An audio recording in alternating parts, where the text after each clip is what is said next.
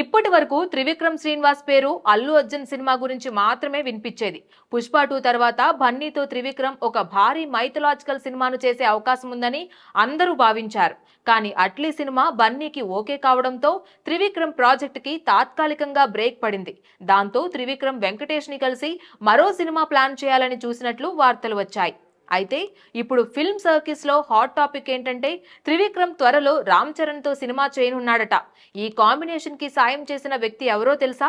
Power star Pawan Kalyan అంటున్నారు industry వర్గాలు. ఇప్పటికే హారిక అండ్ హాసిని బ్యానర్ ద్వారా త్రివిక్రమ్ వెంకటేష్ కాంబోపై పుకార్లు ఊపందుకున్న సమయంలోనే చరణ్ సినిమాపైనే ఎక్కువ చర్చ మొదలవుతోంది.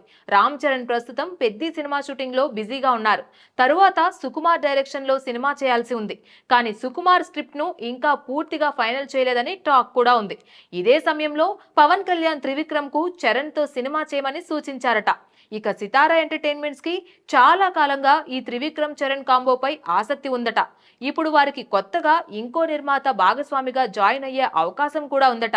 దీంతో ఈ ప్రాజెక్ట్ ఇప్పుడు వేగంగా ముందుకు వెళ్లే అవకాశం కనిపిస్తోంది.